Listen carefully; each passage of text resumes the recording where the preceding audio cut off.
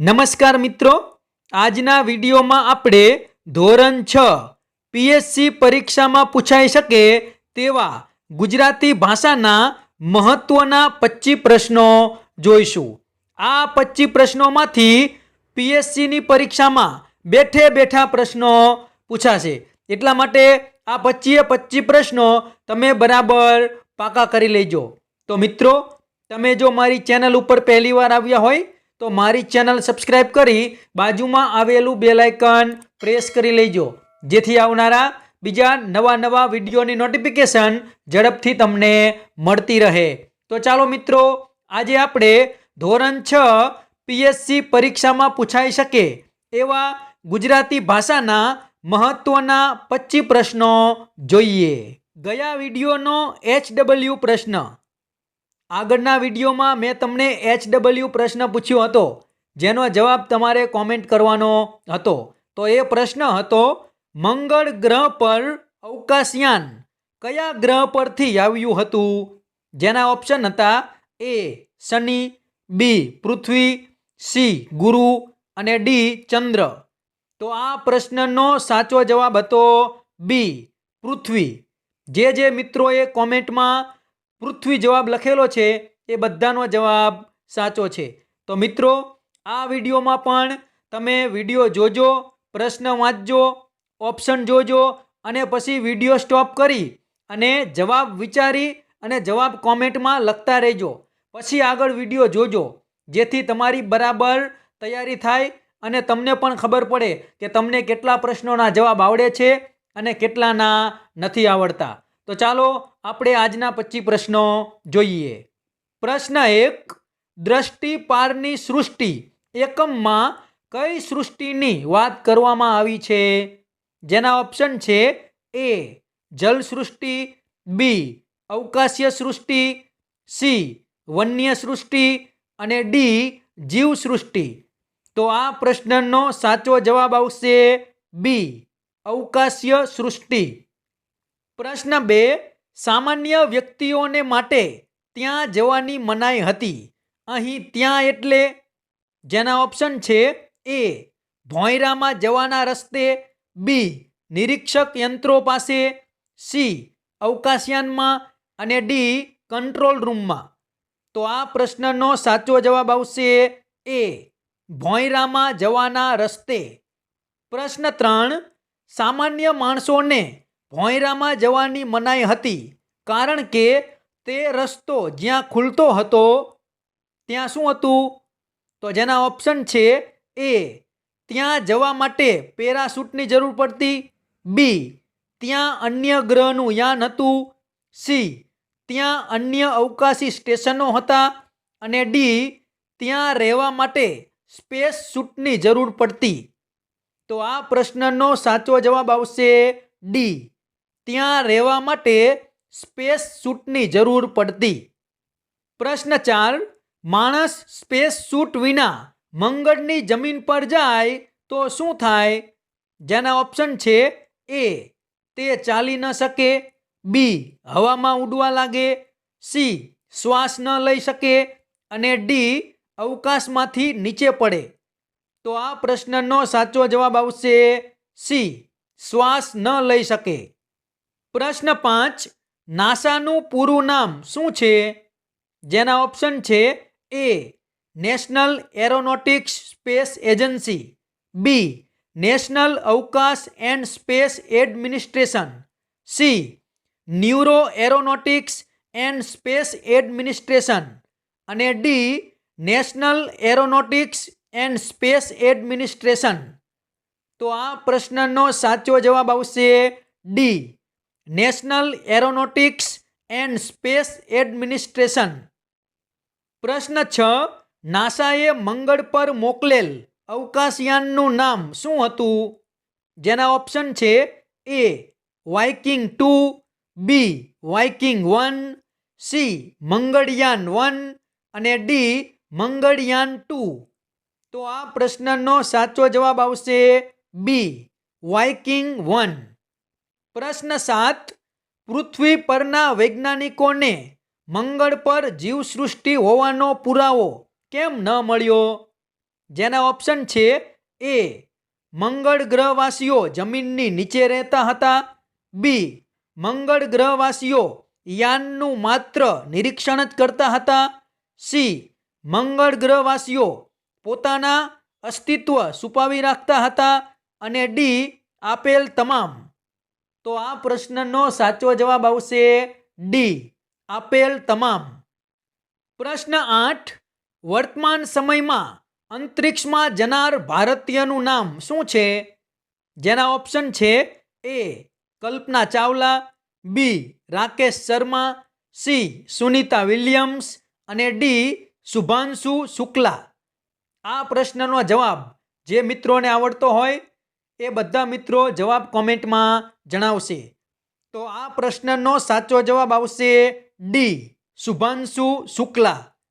પ્રશ્ન 9, ચંદ્રયાને ચંદ્રની ધરતી પર ખાલી જગ્યા કર્યું.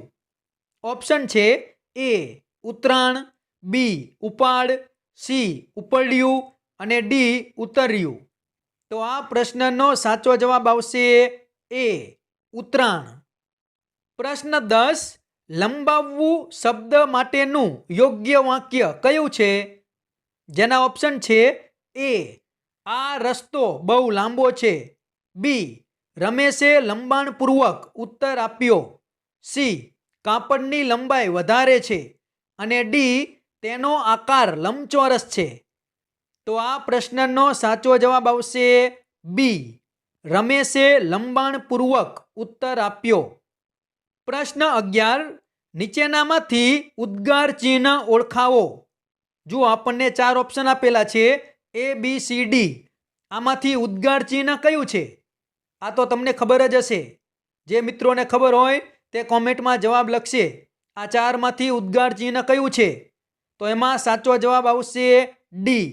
આ જે ચોથો ઓપ્શન છે એ ઉદ્ગાર ચિહ્ન છે. પ્રશ્ન 12, ઉદ્ગાર ચિહ્નનો સાચી રીતે ઉપયોગ થયો હોય તેવું વાક્ય કયું છે? જેના ઓપ્શન છે એ ઓહ કેટલું અદ્ભુત, બી શું આજે મળવાનું છે, સી આજે સોમવાર છે અને ડી આ કામ ક્યારેય ન થઈ શકે. આ 4માંથી કયા વાક્યમાં ઉદ્ગાર ચિહ્નનો સાચી રીતે ઉપયોગ થયો છે? તો આ પ્રશ્નનો સાચો જવાબ આવશે એ ઓહ કેટલું અદ્ભુત. એમાં ઉદ્ગાર ચિહ્ન સાચી રીતે મુકાયેલું છે. પ્રશ્ન 13, મંગળ ગ્રહવાસીઓ જમીન નીચે કૃત્રિમ વાતાવરણમાં શાના આધારે વસતા હતા? જેના ઓપ્શન છે એ રોબોટ, બી યંત્ર વિદ્યાના, સી સૂર્યના અને ડી સ્પેસ સૂટના. તો આ પ્રશ્નનો સાચો જવાબ આવશે બી યંત્ર વિદ્યાના. પ્રશ્ન 14, અવકાશમાં યંત્રો ઉર્જા શામાંથી મેળવે છે? જેના ઓપ્શન છે એ ઓક્સિજનમાંથી, બી વાતાવરણમાંથી, સી સૂર્યપ્રકાશમાંથી અને ડી ટેકનોલોજીથી. તો આ પ્રશ્નનો સાચો જવાબ આવશે સી સૂર્યપ્રકાશમાંથી. પ્રશ્ન 15, ટુકડીના વડાએ ટીવીના પડદા પર બતાવેલ ટપકા જેવી દેખાતી વસ્તુ શું હતી? જેના ઓપ્શન છે એ અવકાશયાન, બી ઉપગ્રહ, સી પરગ્રહવાસી અને ડી યંત્ર માનવ. તો આ પ્રશ્નનો સાચો જવાબ આવશે એ અવકાશયાન. પ્રશ્ન 16, મંગળ ગ્રહવાસીઓને હવે અવકાશયાન ઉપગ્રહ વાપરવા કેમ પરવડે તેમ નથી? જેના ઓપ્શન છે એ તેમની પાસે હવે ટેકનોલોજીના જાણકાર ન હોવાથી, બી ત્યાં મોંઘવારી ખૂબ જ વધી ગઈ હોવાથી, સી મંગળ ગ્રહ પર સૂર્યની ગરમી વધારે હોવાથી અને ડી ત્યાં પહેલાં જેટલી ઉર્જા ન હોવાથી. તો આ પ્રશ્નનો સાચો જવાબ આવશે ડી ત્યાં પહેલાં જેટલી ઉર્જા ન હોવાથી. પ્રશ્ન 17, યાનને ખોટકાવી દેવામાં કયું જોખમ હતું?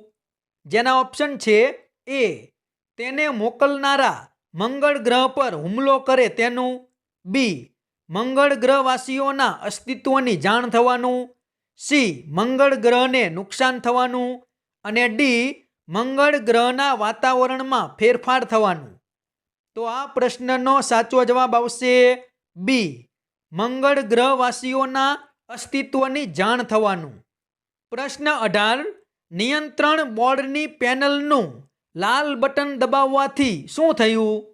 જેના ઓપ્શન છે એ, કંટ્રોલ રૂમના બધા યંત્રો બંધ થઈ ગયા, બી, કંટ્રોલ રૂમનો વીજ પ્રવાહ બંધ થઈ ગયો, સી, યાનમાંનો યાંત્રિક હાથ બગડી ગયો, અને ડી, યાન ઉડવા લાગ્યું. તો આ પ્રશ્નનો સાચો જવાબ આવશે સી, યાનમાંનો યાંત્રિક હાથ બગડી ગયો. પ્રશ્ન 19, દ્રષ્ટિ પારની સૃષ્ટિ પાઠમાં ભોંયરામાં જવા માટે શાની જરૂર પડતી હતી? જેના ઓપ્શન છે એ, સિક્યોરિટી પાસની, બી, મંજૂરી પત્રની, સી, ટિકિટની, અને ડી, એટીએમ કાર્ડની. આ પ્રશ્નનો જવાબ જે મિત્રોને આવડતો હોય તે બધા જ મિત્રો કોમેન્ટમાં જવાબ લખશે. અને મિત્રો, હું તમારા માટે મહેનત કરી અને સરસ મજાના વિડીયો બનાવું છું, તો વિડીયો જરૂરથી લાઈક કરજો અને ચેનલ પણ તમે જરૂરથી સબસ્ક્રાઈબ કરી દેજો. તો પ્રશ્ન 19 એમાં જવાબ શું આવશે? તો એમાં જવાબ આવશે એ, સિક્યોરિટી પાસની. પ્રશ્ન 20, નર્મદે કવિતામાં ગુજરાતને કેવી કહી છે? જેના ઓપ્શન છે એ, નરવી, બી, ગરવી, સી, સરવી, અને ડી, ગરબી. તો આ પ્રશ્નનો સાચો જવાબ આવશે બી, ગરવી. પ્રશ્ન 21, જય જય ગરવી ગુજરાતમાં ગરવી એટલે શું? આ ગરવી શબ્દ છે એનો શું અર્થ થાય? ઓપ્શન જુઓ, એ, ગૌરવશાળી, બી, ગુમાનવાળું, સી, સૂર્ય જેવું તેજસ્વી, અને ડી, ગભરું. તો આ પ્રશ્નનો સાચો જવાબ આવશે એ, ગૌરવશાળી.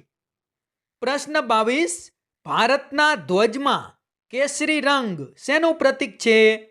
જેના ઓપ્શન છે એ, દાન અને ભક્તિનું, બી, દાન અને બલિદાનનું, સી, પ્રેમ અને શૌર્યનું, અને ડી, પ્રેમ અને કરુણાનું. તો આ પ્રશ્નનો સાચો જવાબ આવશે સી, પ્રેમ અને શૌર્યનું. પ્રશ્ન 23, કવિ સંતાનોને પ્રેમ ભક્તિની રીત શીખવવાનું કેમ કહે છે? જેના ઓપ્શન છે એ, શીખવાથી પૈસા ખૂબ મળે, બી, એ શીખવાથી નોકરી મળે, સી, એ શીખવાથી ખૂબ માન મળે, અને ડી, સાચી જીવનશૈલી મળે. તો આ પ્રશ્નનો સાચો જવાબ આવશે ડી, સાચી જીવનશૈલી મળે. પ્રશ્ન 24, ગુજરાતની ઉત્તર પૂર્વ દિશાનું રક્ષણ કરનાર કોણ છે? જેના ઓપ્શન છે એ, શ્રી રામ હનુમાન, બી, શિવ શ્રી કૃષ્ણ, સી, અંબા મહાકાલી, અને ડી, શ્રી રામ શ્રી કૃષ્ણ. તો આ પ્રશ્નનો સાચો જવાબ આવશે સી, અંબા મહાકાલી. પ્રશ્ન 25, દક્ષિણ દિશામાં ગુજરાતની રક્ષા કોણ કરે છે? જેના ઓપ્શન છે એ, સોમનાથ, બી, કુંતેશ્વર મહાદેવ, સી, કાળી માતા, અને ડી, દ્વારકેશ. તો આ પ્રશ્નનો સાચો જવાબ આવશે બી, કુંતેશ્વર મહાદેવ. હવે છેલ્લે આજના વિડીયોનો HW પ્રશ્ન, કઈ નદી ગુજરાતની નથી? ઓપ્શન જુઓ, એ, નર્મદા, બી, તાપી, સી, ગોદાવરી, અને ડી, મહી. આ ચારમાંથી કઈ નદી ગુજરાતની નથી? આ પ્રશ્નનો જવાબ તમારે કોમેન્ટમાં જણાવવાનો છે. હું જોઈશ કે કયા કયા મિત્રોનો જવાબ સાચો પડે છે. તો બધા જ મિત્રો આ પ્રશ્નનો જવાબ કોમેન્ટમાં જણાવજો. તો મિત્રો, આ હતા ગુજરાતી ભાષાના મહત્વના 25 પ્રશ્નો. આ 25 પ્રશ્નો તમે બરાબર પાકા કરી લેજો, જેથી આમાંથી કોઈ પણ પ્રશ્ન PSCની પરીક્ષામાં પૂછાય તો તમારો એકય પ્રશ્ન ખોટો પડે નહીં. તો મિત્રો, જો આ વિડીયો તમને પસંદ આવ્યો હોય તો વિડીયો લાઈક કરજો, તમારા બીજા મિત્રોને શેર કરજો, અને તમે જો મારી ચેનલ ઉપર પહેલીવાર આવ્યા હોય તો મારી ચેનલ સબસ્ક્રાઈબ કરી બાજુમાં આવેલું બેલ આઇકન પ્રેસ કરી લેજો, જેથી આવનારા બીજા નવા વિડીયોની નોટિફિકેશન ઝડપથી તમને મળતી રહે. તો ચેનલ સબસ્ક્રાઈબ કરવાનું ભૂલતા નહીં. અને આ વિડીયો તમને કેવો લાગ્યો એ તમે કોમેન્ટમાં જરૂરથી જણાવજો. Thank you.